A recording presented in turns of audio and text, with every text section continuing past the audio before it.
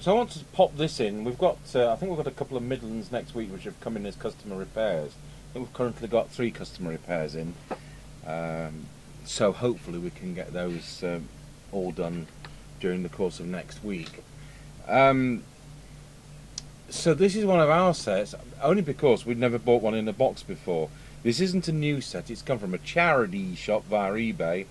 I think it was about £20. These sets are notorious for dry joints. But it's nice to get one in a box, and we didn't start buying brand new, well we did in the past, we didn't start again buying brand new sets till the early 2000s, by which time these sets had been and gone. So it'd be nice if there is, I was going to say it'd be nice if there was a destruction book, and there is. And is this a time where we've got the factory original mic, which is a electret mic, so that's again something nice, because we're always testing these with a standard replacement mic.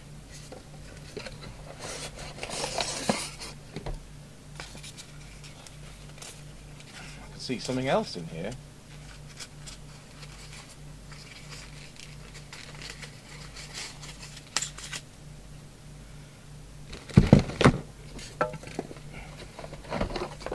What on earth's this? Oh, we've got an extension squeaker. Oh, right, we're about to put that in our box of extension speakers.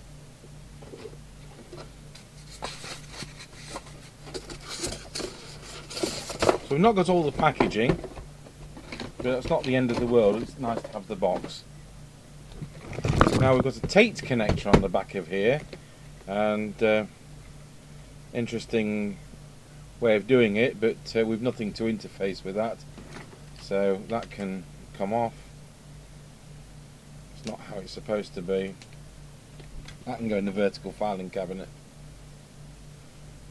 and we'll take it, I was going to say, to our crocodile clip these, but they're still on that 8KD set, which is still in my living room. Hasn't said anything. Right, so I'll connect this up to the power supply.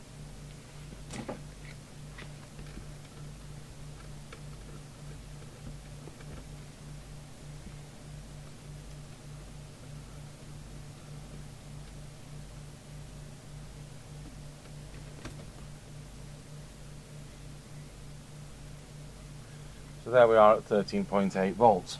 So I'll connect that to the, well, that was what we were doing with walkie-talkies, but on one side.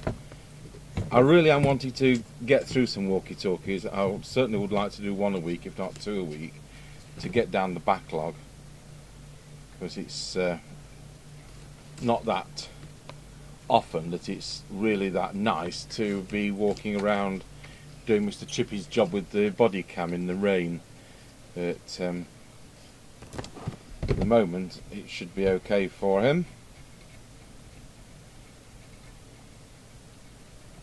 I think Mr. Chippy's going back to Bradford next weekend. Rumour has it it's his birthday.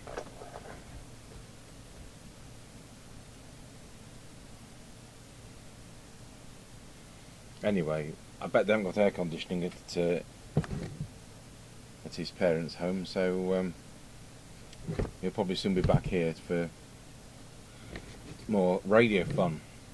So yeah, I mean, it's a well-worn set, to be honest, but we've seen a lot worse, and I'm going to be able to scan this so we actually have a first generation copy, because these contain the squirky diagram and the layouts, and if we scan those at some really decent resolution, we can come up with some really decent helpful prints to work from. I mean, to bring that up to proper A4 from its current half of A5 will be very useful.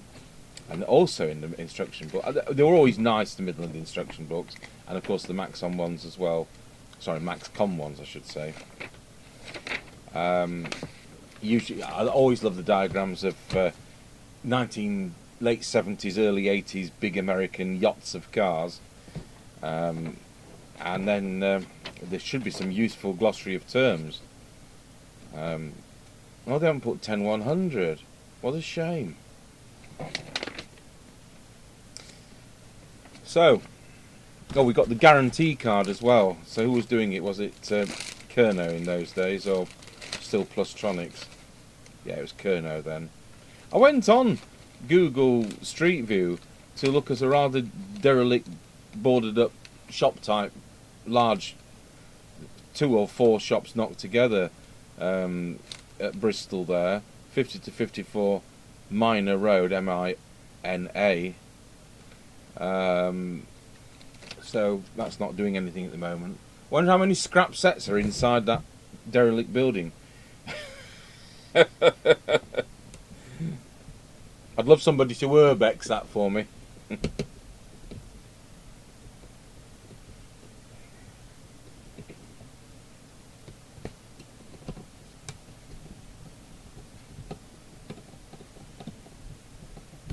So hopefully this is just going to need a service. Often charity shops are ex-bereavement clearances.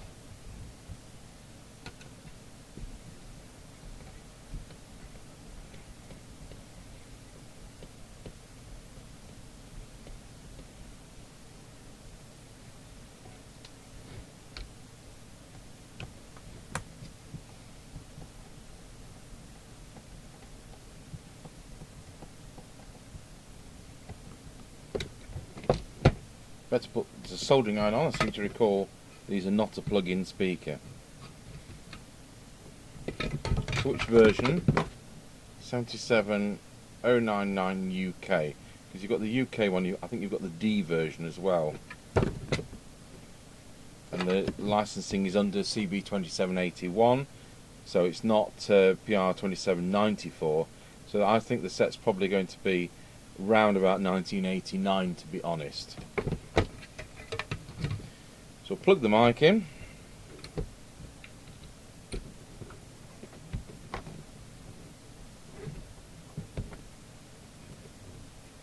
We should be good to go. So if I select picture in picture, now these sets, the type of synthesizer they use boots up on channel 9, which is annoying.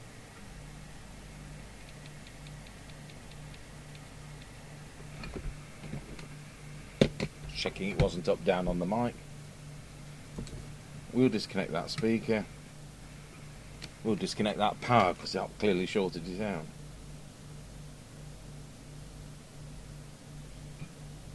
This has not been disconnected ever before, you can tell. So we might have a genuine set here. And it's stayed on channel 20, so I obviously haven't had the power off long enough for it to lose its memory. So we're on the 3 watt scale, so full scale deflection is going to be 3 watts. That's where I'm expecting it to be. Oh, we're on low power. That's probably why they discarded it. Wow. 3.6 watts.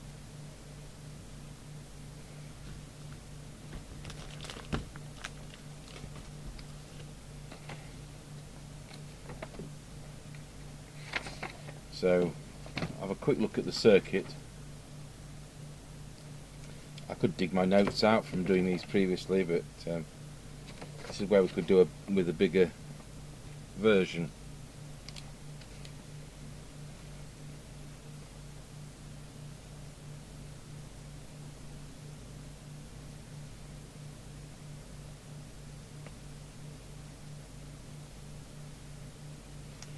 So it looks like RV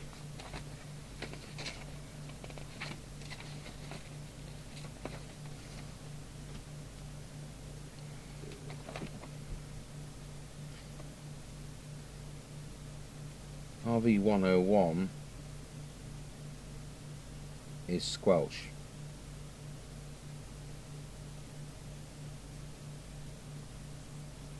This is so small that you don't even know whether you can blow it up, whether the printing's going to not be all kind of congealed together.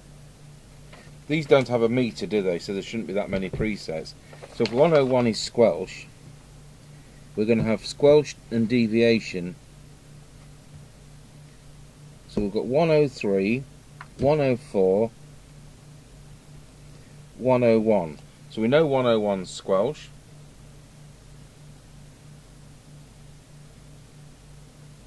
And that's actually all there is. So it doesn't really matter what we mess up. 104, 10. I just can't quite see that. 103, 103, 104.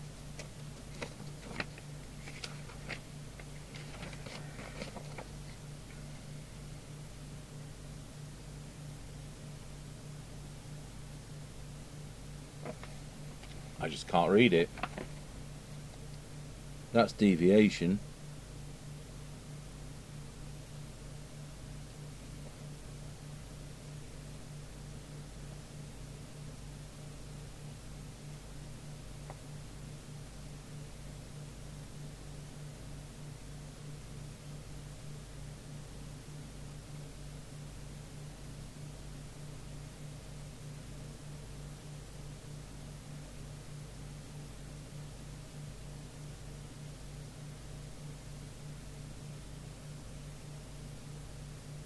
The other could be low power. So until I've blown that up, we're going to be struggling. So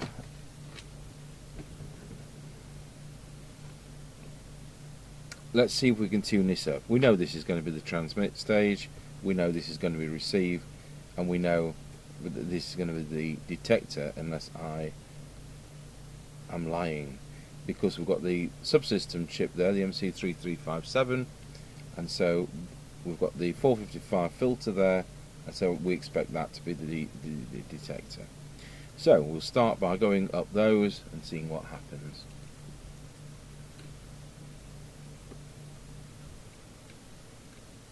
So that's at peak.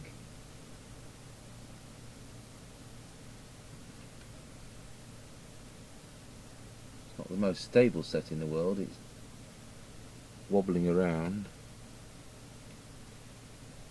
That's it, that's our 3.5.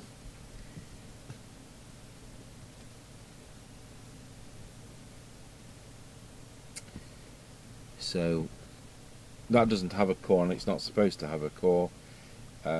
This is, well, I don't like this idea, but this well could be the method by which they are tuning the transmitter, by moving the coils of that core. So we don't want to be the phantom coil stretcher, and I would need to check that with the spectrum analyzer. But what we're going to do is just key up and just move that. I won't use that ceramic tool, I'll use that ceramic tool, which is pre-broken.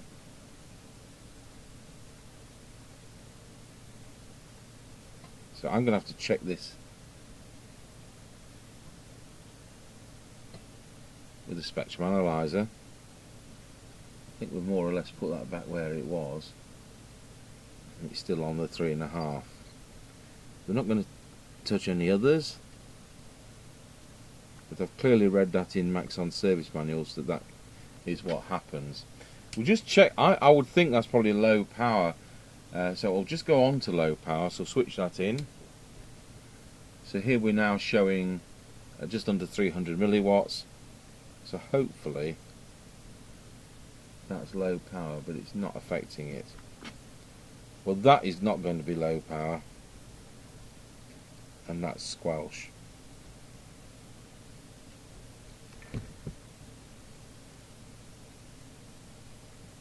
Strange that.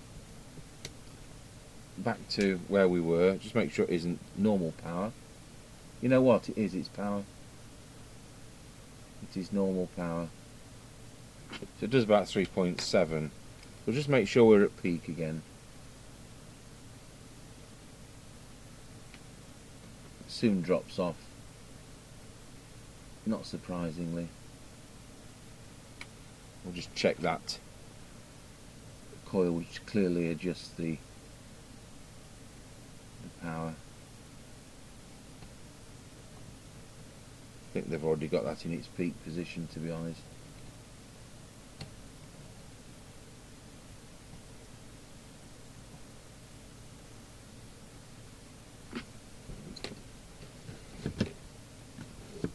certainly smells, something smells hot.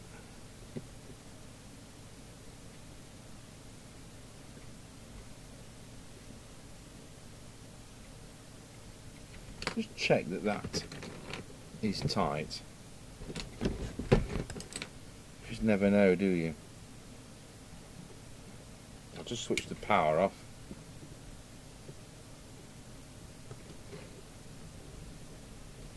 When I was at Nottingham Radio, we were buying brand new Pi base stations. Before you did anything with them, you had to check all the things on heat sinks were screwed down properly. They were just snug. It was really sloppy the way they tightened those up. So it's about 3.5 watts, and that's what you'd expect. There'll be a point at which this does more power. I'm going to take this up to about 14.4 volts, in line with how some cars charge. So we're at 13.8, and we're doing about 3. It's actually starts. So it's 4 watts. It is 4 watts at 13.8.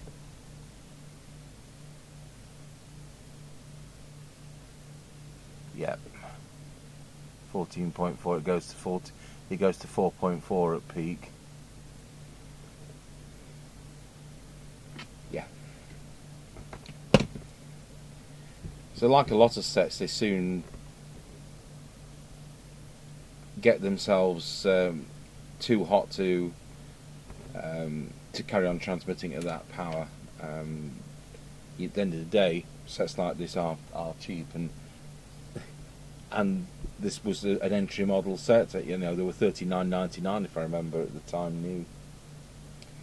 So we're not bothered about that. It's certainly just doing over 4 when you first key up. There we go, 4.2. So we're not going to. I'll just make sure this isn't saturated. Excuse me. Just make sure this isn't saturated by just checking that we're not on full power. Because you get to a point where it doesn't make any difference, but the voltage is increasing. It's like putting your foot down on the accelerator of a car, and it's actually not ever going to get any faster going up that particular hill without changing gear. I say that because I'm in Britain and cars are manual, but I realise in other countries cars are automatic. Right, so deviation, so we know that's power, that's useful to know. So on low power, the radio is doing 0.3 of a watt, which is not as generous as it could be at 0.4 of a watt. It's still a useful feature. I do like the low power idea, especially when you're on a convoy with your pals and you're not blowing each other's windows out, good buddy. So we'll look at deviation.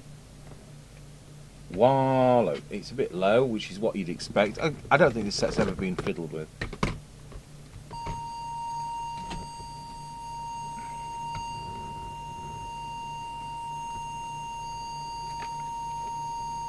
So this is going to be deviation. Wallow. That's where we want it, 2.2 to 2.5. So power, deviation and squelch just behind the front panel, just by the front panel there. And hopefully the Spectrum analyzer will soon be available as it boots up. I've got the 10 decibel attenuator in, so I think we'll just need a better pickup point. There we go, that'll do. We'll now look at the 55 megs. So we've got minus 55 dBm for the second peak, and I'm sure that'll do. Nothing crying out. Oh, let's just check there's nothing on aircraft band, like you get with an Amstrad when some fool puts that resistor short circuit. Aircraft band peak, and if we measure that, minus 54 dBm. So that'll do, there's nothing there crying out.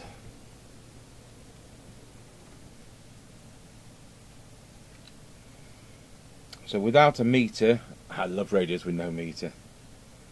How many pounds am I pushing you, good buddy? No idea. But you are loud and clear, and that's what it's all about. This is why I don't do this ham radio contest lark. You know, I've been licensed since '79. Never done any of this ham radio contest, and luckily the hobby is wide enough to have people from loads of different interests. I want 20-minute chats to people, not you're 5 and 9 old bean when you're not 5 and 9. Every copy they have is 5 and 9, and I've responded to the odd one of these, and they've made contact with me, and I've said, well, you're 3 and 7. Well, that's 5 and 9. I says, no, you're 3 and 7. No, that's 5 and 9. You know, they're not going to write down 3 and 7, so don't get it. Right, not for me. Let's look at the receive on this. If I can find an Alba 2-channel 200 milliwatt handheld, I'll do that. Otherwise, I've got a DNT 3-channel one, which says 2 watts on the front and half a watt in the instruction book. I wonder which one's right.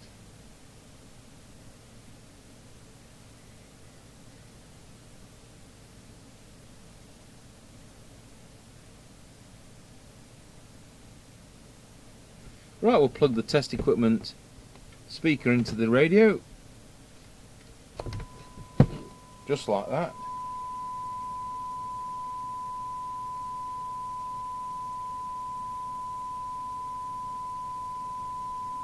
We'll switch to the cyanide meter and we'll see how it's working at present.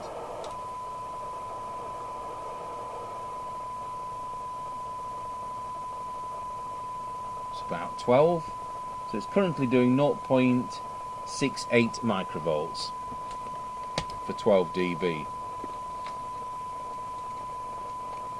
which in reality is probably where it will be. So where does it tell us what it should be doing?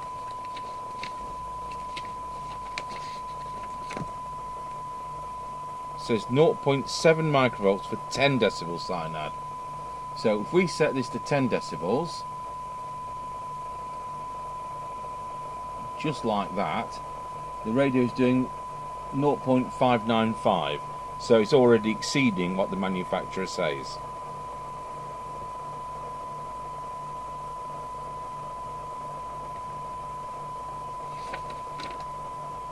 There's no mention of transmit power, but it does do 4 watts for about 10 seconds.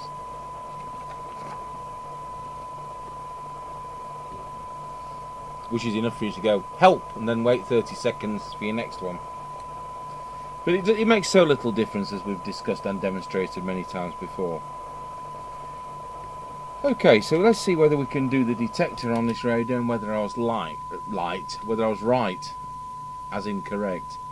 So we'll look at the... I'll tell you what, we'll do the frequency first.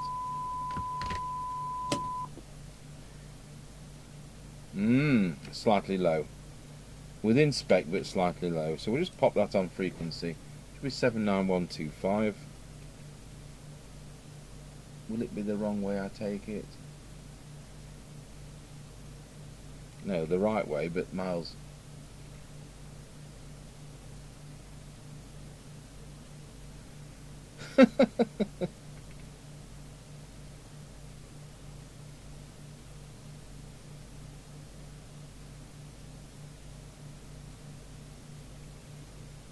It's one extreme of the other, this.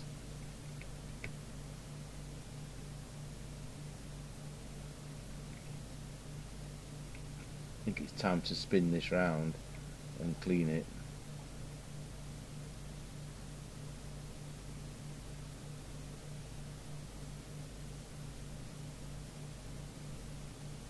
So that's today's tip.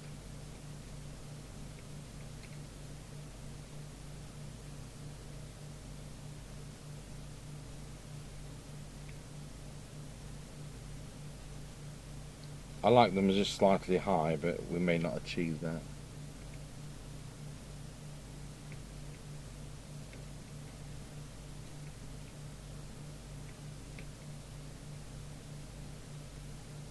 One, two, three, it'll do me.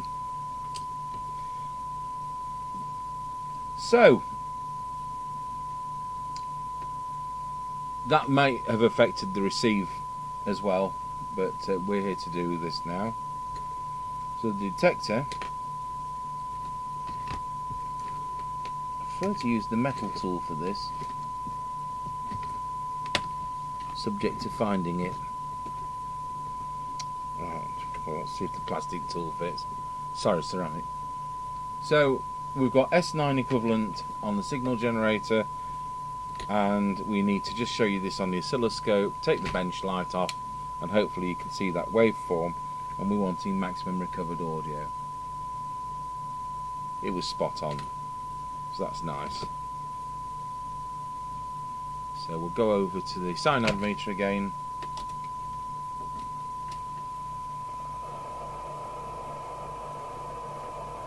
See whether we can get a little bit more out of it. So that's the one of the front end ones. No change. No change.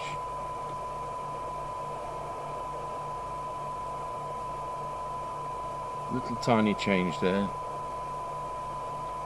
No change. I'll just put a bigger signal on, just in case I'm missing anything. Like quality.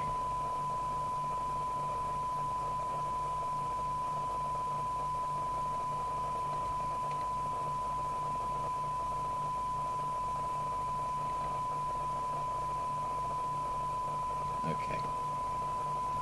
That's it. We're done. I think there's more adjustments on the D version of this, because you haven't got that microchip, you've got some more tuned circuits. So let's see what we're getting now for 12 decibel cyanide. So now we're getting 0.65, I think it was about 0.69, and for the manufacturer's 10,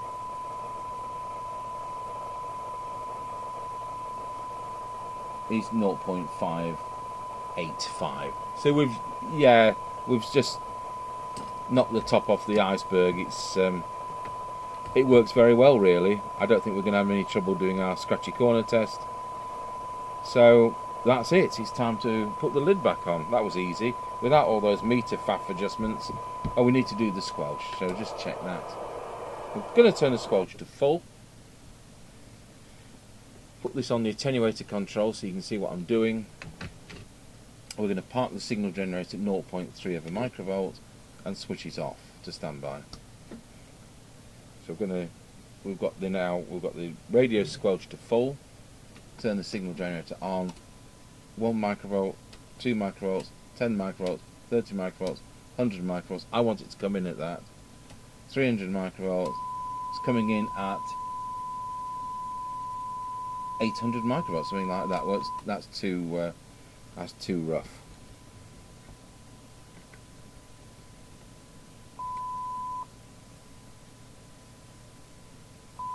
So that's adjusted the preset, so it's just coming in. It's now too weak.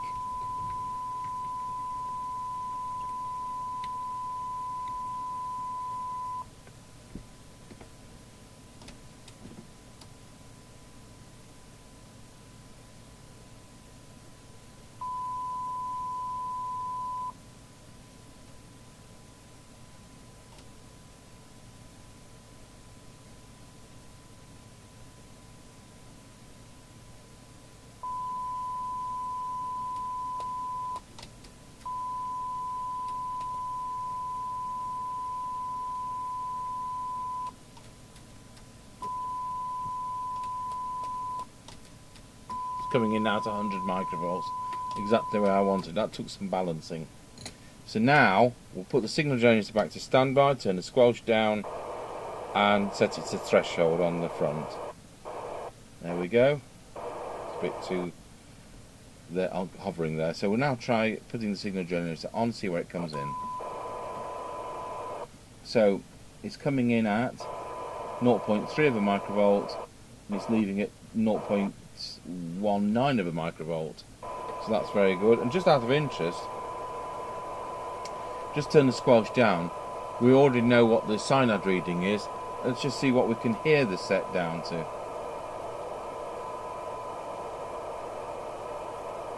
It's about 0.19, so it's very sensitive. Good, so that's another set done. So I'll just see whether we can find a funny way to do it.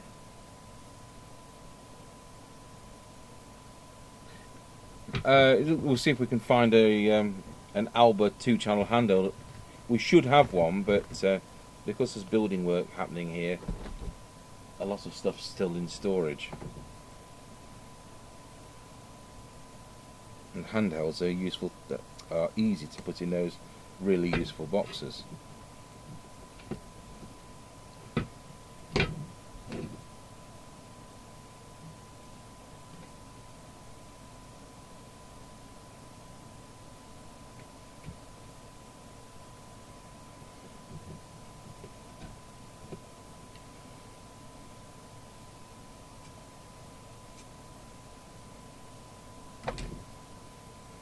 Thinking of simple sets like this, which is so straightforward, I think the Kerno Beta 1100 is hard to beat. They always work really well, and don't faff around having any daft meters. I think they're under PR2794 licensing, so you know the interference levels are going to be much better than the 2781 spec like this is. But you've lost the 10 dB attenuator, which is a shame. But other than that, I really like those. And I think we've got one coming in for repair. And the bloke was a bit apologetic, saying, "Oh, it's a bit basic." No, it doesn't matter at all. I'd rather have that than some menu-driven tat that tells you it's got an RF meter when it doesn't.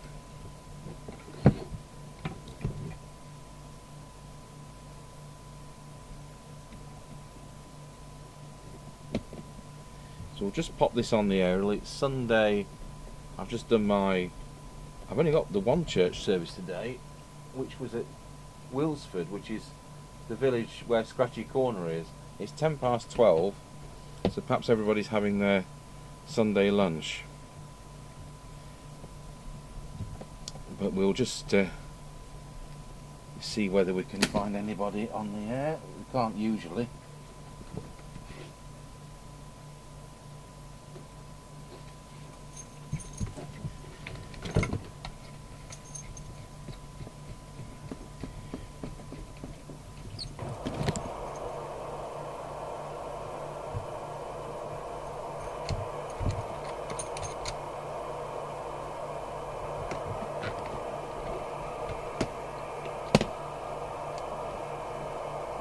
One Nana Roger. That didn't do anything.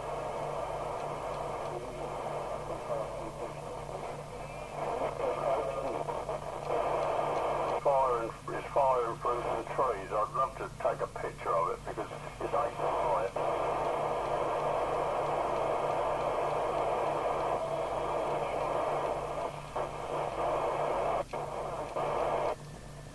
Sounds like there's a bit of a lift on, to be honest. Right, there we are. Oh, we've got the music players.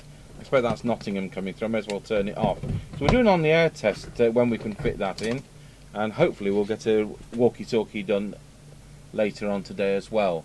So it's either going to be if I can find the Alba 2-channel set, I'll do that.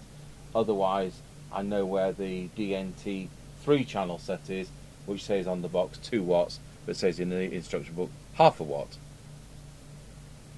That's good, isn't it? Thank you for watching the Midland 77099.